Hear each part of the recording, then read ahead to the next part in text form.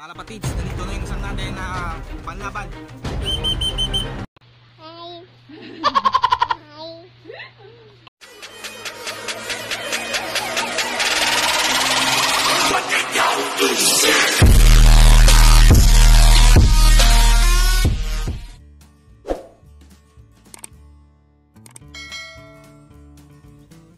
So, update tayo sa time mga kalapatids. Oras natin is 8:20 na.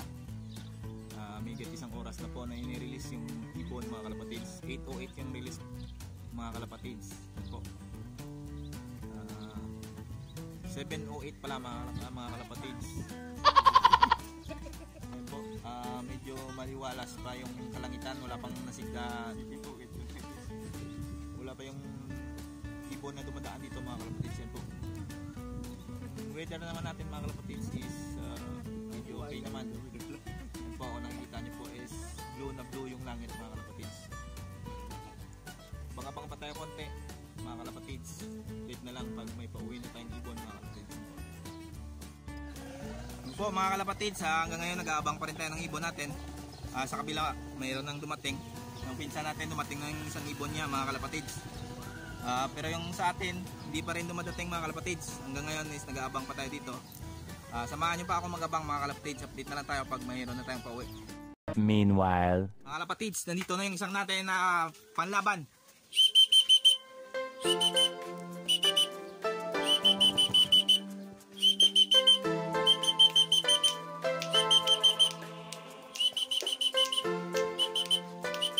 Dito na yung grizzle na dyan mga kalapatids. Lakon na rin.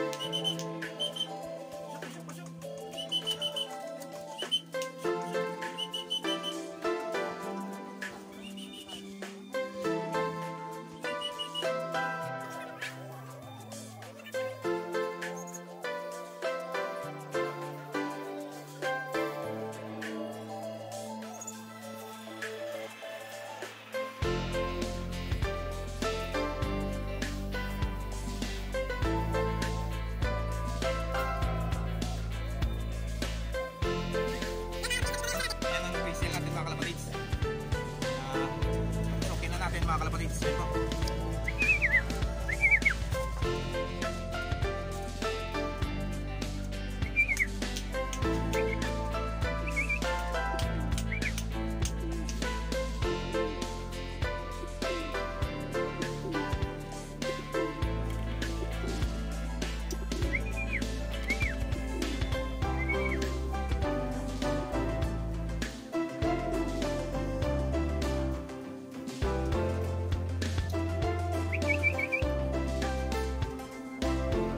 Mga kalapatids, na-clock na natin to.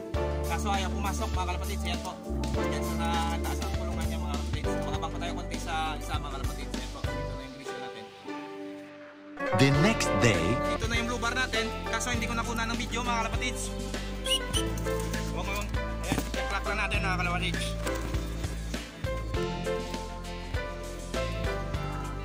Mga kalapatids, andito na yung dalawang ibon natin, kompleto na yung ibon natin. Congrats sa inyong dalawa mga buddy. Kay Sanbu natin mga kalapatids, andito na.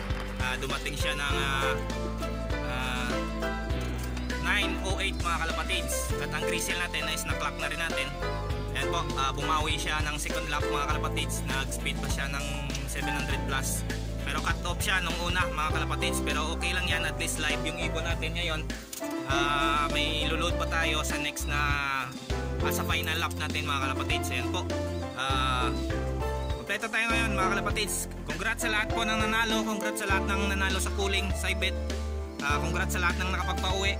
Congrats sa ating lahat mga kalapatids. See you na lang sa final lap mga kalapatids. Ayan po, pakikita ko po sa inyo yung grizzle natin sa kabila mga kalapatids. Ayan po mga kalapatids, ito po yung grizzle natin. Ito yung first drop natin.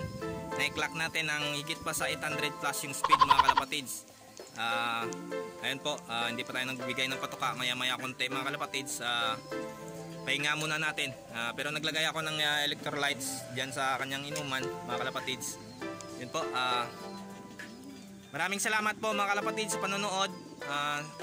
Pasensya na po kung ang video natin is hindi kagandahan kasi nga po is mahirap po mag-clock at saka mag-video ng mag-isa mga kalapatids. Yan po, see you na lang next final mga kalapatids. Yun po.